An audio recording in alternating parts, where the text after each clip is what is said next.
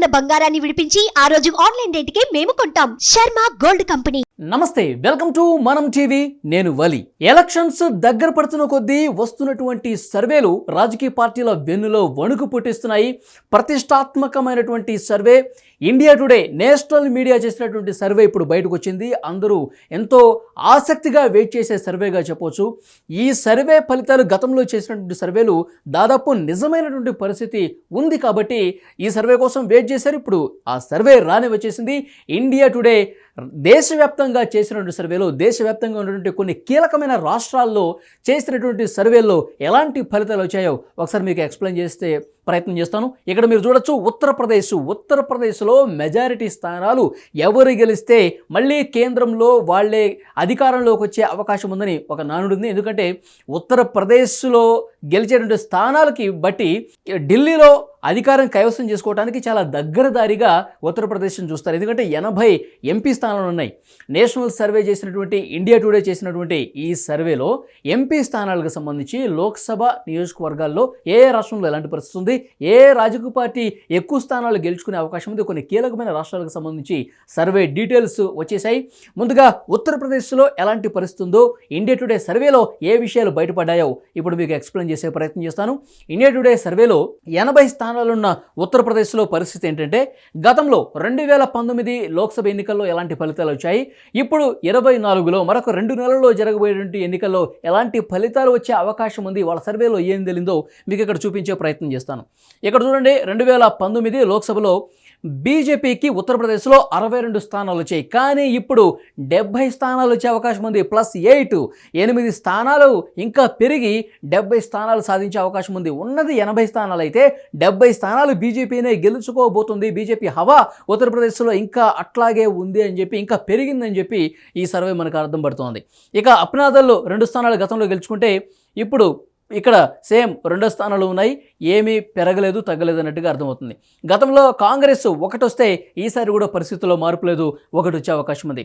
తర్వాత సమాజ్వాదీ పార్టీ ఇక్కడ చూసారా, 15 స్థానాలు ఇక్కడ మనకు కనిపిస్తున్నాయి. గతంలో ఇప్పుడు 7 స్థానాలకు పరిమితం కాబోతుంది. -8 8 స్థానాలు తగ్గిపోబోతున్నాయి. తర్వాత అదర్స్ గతంలో లేదు, ఈసారి కూడా ఏముండదు. ఉత్తరప్రదేశ్లో 80 స్థానాలు ఉంటే కనుక దాదాపు 70 స్థానాల వరకు ఇక్కడ ఉత్తరప్రదేశ్లో భారతీయ జనతా పార్టీ గెలిచే అవకాశం ఉందని చాలా స్పష్టంగా అర్థమవుతుంది. ఇక బీహార్లో ఎలాంటి పరిస్థితి ఉందో ఒకసారి మనం చూద్దాం. బీహార్లో మొత్తం 40 ఎంపీ సీట్లు ఉన్నాయి లోక్సభకు సంబంధించి. 2019లో ఎన్డీఏ బీజేపీ నేతృత్వంలోని కూటమి ఎన్డీఏ 39 స్థానాలు సాధిస్తే ఇప్పుడు 32కు పరిమితం అవుతుంది. 7 స్థానాలు తగ్గబోతున్నాయి ఎన్డీఏ కూటమికి. తర్వాత ఇండియా కూటమి, కాంగ్రెస్ నేతృత్వంలో ఉన్న ఇండియా కూటమి గతంలో 1 స్థానానికే పరిమితం అయితే ఈసారి 7 స్థానాలను పెంచుకుని 8 స్థానాలకు పెరిగే అవకాశం ఉందని తెలుస్తోంది.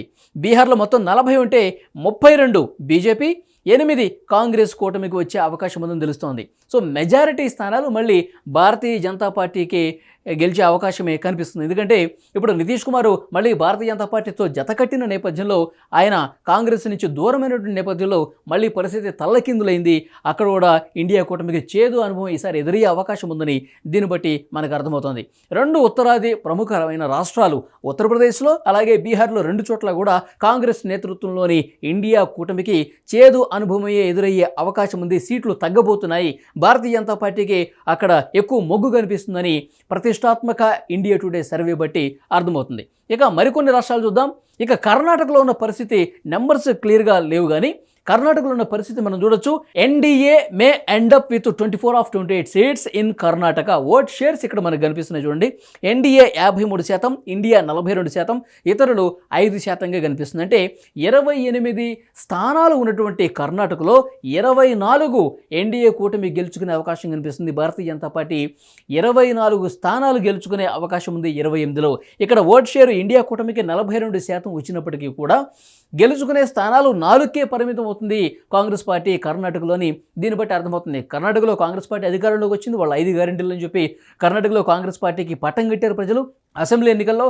అయితే లోక్సభ ఎన్నికలు పూర్తిగా మారిపోబోతున్నాయి. లోక్సభ ఎంపీ స్థానాల్ని మళ్ళీ బీజేపీ గెలిచే అవకాశం కర్ణాటకలో కనిపిస్తుందని ఇండియా టుడే సర్వే బట్టి ఇక్కడ మనం అర్థం చేసుకోవచ్చు. ఇక తమిళనాడులో ఏ విధంగా ఉందో చూద్దాం. దక్షిణాదిలో ఉన్నటువంటి మరొక ప్రముఖమైన రాష్ట్రం తమిళనాడులో పరిస్థితి ఏంటంటే, గత లోక్సభ ఫలితాల్లో ఎన్డీఏ అక్కడ 0. తమిళనాడులో బీజేపీ లేదు, ఎన్డీఏ కూటమి అప్పుడు 0 ఉంది. 2024 ఈసారి కూడా 0. ఇక్కడ నుంచి ఒక్క స్థానం కూడా బీజేపీకి వచ్చే అవకాశం లేదు.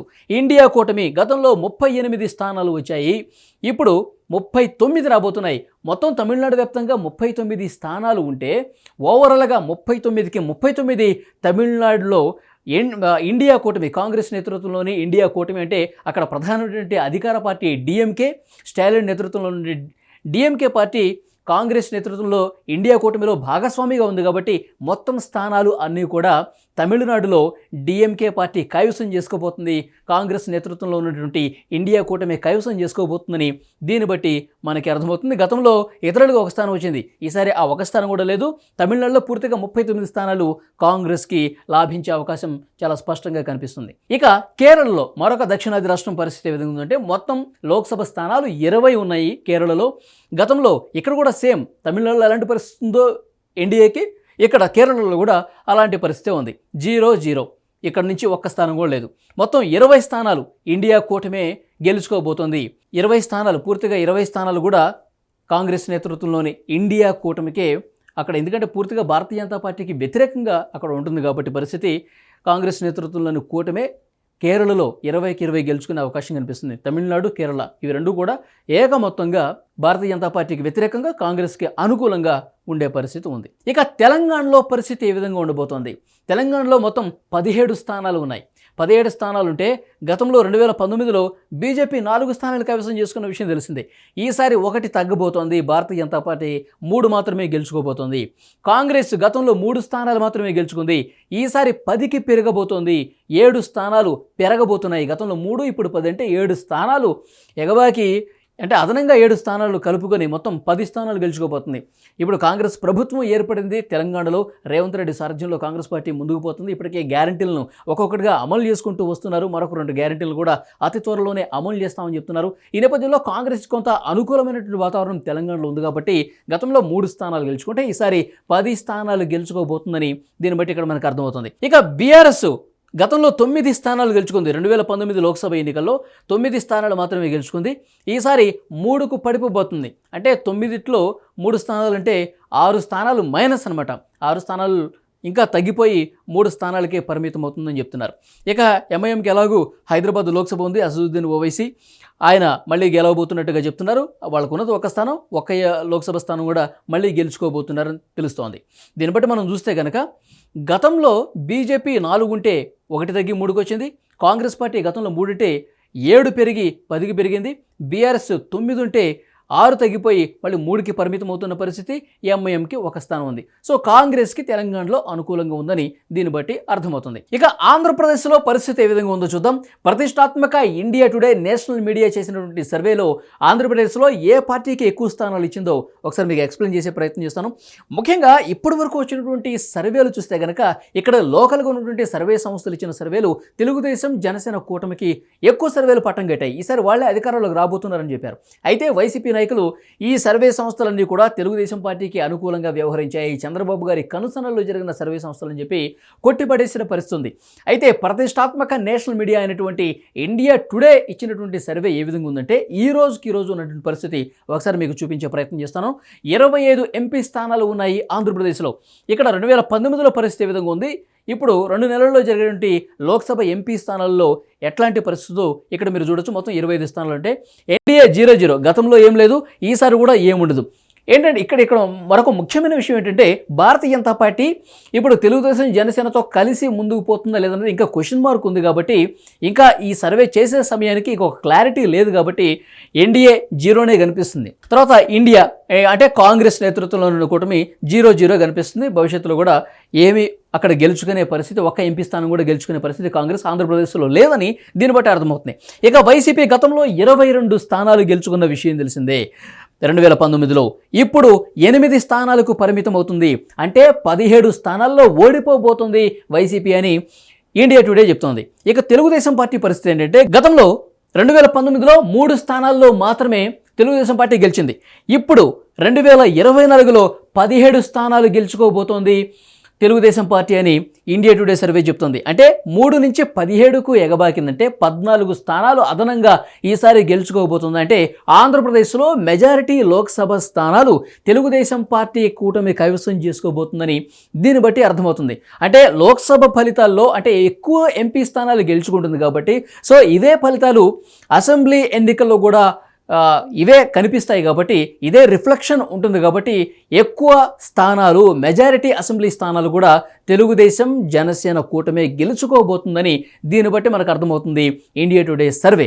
అయితే ఇప్పుడు భారతీయ జనతా పార్టీ కలిసే అవకాశం ఉందని చెప్తున్నారు. సో భారతీయ జనతా పార్టీ కొన్ని సీట్లు తీసుకోవచ్చు, ఆ తర్వాత జనసేన కొన్ని సీట్లు తగ్గే అవకాశం ఉండొచ్చు భారతీయ జనతా పార్టీ రాకతో. సో ఓవరాల్గా నెంబర్స్ ఏ విధంగా ఉండబోతున్నాయి, అభ్యర్థుల ప్రకటన తర్వాత మళ్ళీ ఈ పరిస్థితి ఉంటుందా అంటే ఇప్పటికిప్పుడు ఎలక్షన్స్ జరిగితే ఈ విధంగా పరిస్థితి ఉంటుందని చెప్తున్నారు.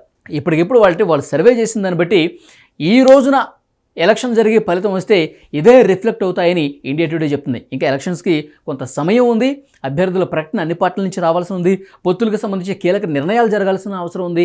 సో వాటి తర్వాత మళ్ళీ ఏమైనా ఈక్వేషన్స్ మారతాయా, ఈ సర్వే సంస్థ ఇచ్చినటువంటి ఫలితాలు మళ్ళీ ఏమైనా చేంజ్ అవుతాయి అన్నది కూడా చూడాల్సిన అవసరం కనిపిస్తుంది. ఇప్పటికిప్పుడు పరిస్థితులు చూస్తే అక్కడ ఉత్తరప్రదేశ్, బీహార్లో భారతీయ జనతా పార్టీకి అనుకూలంగా ఉంది, తర్వాత తమిళనాడు, కేరళలో కాంగ్రెస్ పార్టీకి ఎక్కువ అవకాశం కనిపిస్తుంది, కర్ణాటకలో మళ్ళీ బీజేపీ ప్రభావమే ఎక్కువ ఉంది, అక్కడ కాంగ్రెస్ అధికారంలో ఉన్నప్పటికీ. తెలంగాణ విషయానికి వస్తే రేవంత్ రెడ్డి సారథ్యంలో కాంగ్రెస్ పార్టీ బాగా ముందుకెళ్తున్న నేపథ్యంలో కాంగ్రెస్ ఎక్కువ స్థానాలు గెలుచుకునే అవకాశం ఉందని చెప్తోంది తెలంగాణలో. తర్వాత ఆంధ్రప్రదేశ్ విషయానికి వస్తే తెలుగుదేశం జనసేన కూటమికి ఎక్కువ సీట్లు వస్తాయని దీన్ని బట్టి అర్థమవుతుంది. చూద్దాం ఇక భవిష్యత్ పరిణామాలు ఏ విధంగా ఉంటాయనేది. Thank you very much.